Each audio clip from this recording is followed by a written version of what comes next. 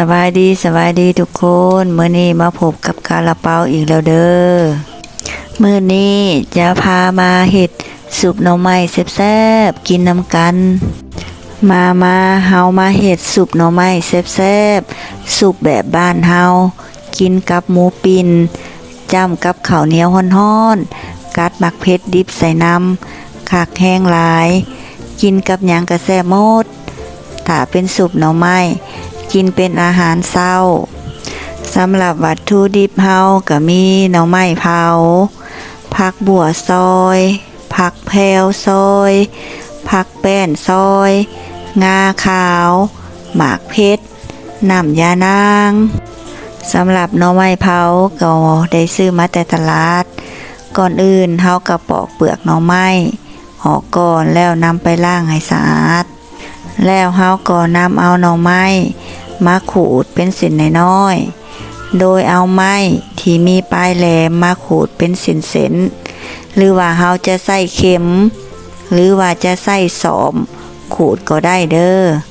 ขูดตามหมักเลยหมักเส้นใหญ่ก็ขูดเป็นเส้นใหญ่ส่วนข่อยแลหมักเส้นน้อย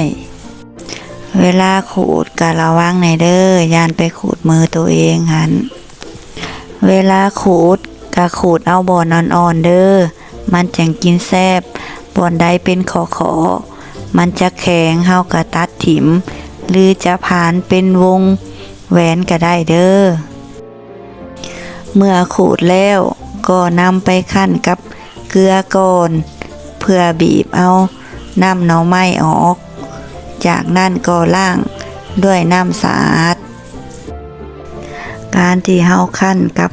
น้ำเกลือก่อนก็เพื่ออยากเอาน้ำขมของหน่อไม้ออกเวลาไปต้มมันจังจืดไว้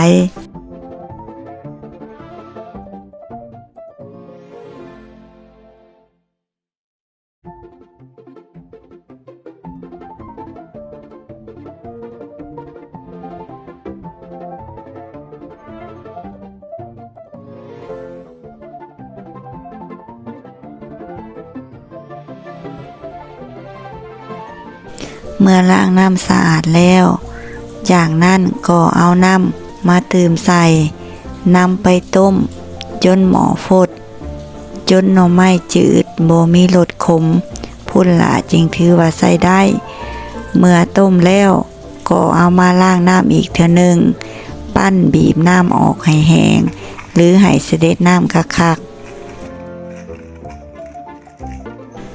จากนั้นเราก็ใส่น้ำยานางลงไปพอถ่วมหน่อไม้เด้อเมื่อใส่ยานางแล้วก็เปิดไฟต้มให้ยานางสุกก่อนเนาะเฮาใส่หมักเพชรต้มลงไปน้ำก็ได้เด้อต้มจนน้ำยานางฝดเพิ่นเด้อคนไปน้ำในเด้อต้มให้น้ำยานางบกลงหน่อยนึงน้ำยานางสุกจึงบ่มีกลิ่นคิ้วเมื่อน้ำยานางเริ่มบกแล้วเฮากะต้องน้ำปลาแดกใส่แล้วคนให้เข้ากันคนให้ทั่วกันเด้อเมื่อคนเข้ากันดีแล้วก็ปล่อยให้หม้อฟดต่ออีกจักหน่อยนึงจนน้ำเริ่มแห้งแด่แล้วเฮากะปิดไฟได้เด้อมาบาดนี้เฮามาปรุงรสชาตินำกันเลยทำอิฐก็ใส่ข้าวคั่วก่อนเนาะจากนั้นก็ใส่ผงนัวตามใจหมักเลยเด้อแล้วก็ใส่เกลือหน่อยนึงจากนั้นก็โรยด้วยงาขาวที่เฮานำไปคั่วแล้วตำให้มุนไว้ก่อนจากนั้นก็เอาผักที่เฮาซอยไว้มาโรยลงไปก็ได้แก่ผักแพรวผักแป้นผักบัว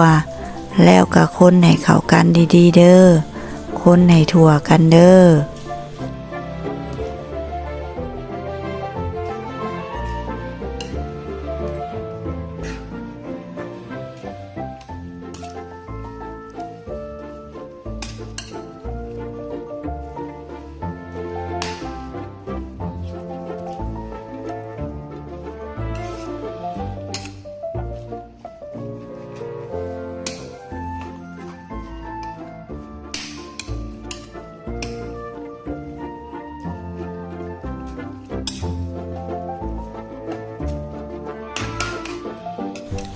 เมื่อคนเข้ากันดีแล้ว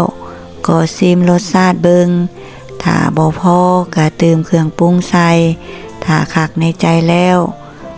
ก็ถือว่าสำเร็จแล้วเนาะมาบาดนี้มาตักลงจานพร้อมเสิร์ฟแล้ว กินกับข้าวเหนียวฮ้อนๆแห้งแซ่บได้กลิ่นหอมน้ำปลาแดกหิวเลยได้หน้าตาก็เป็นตาแซ่บแห้ง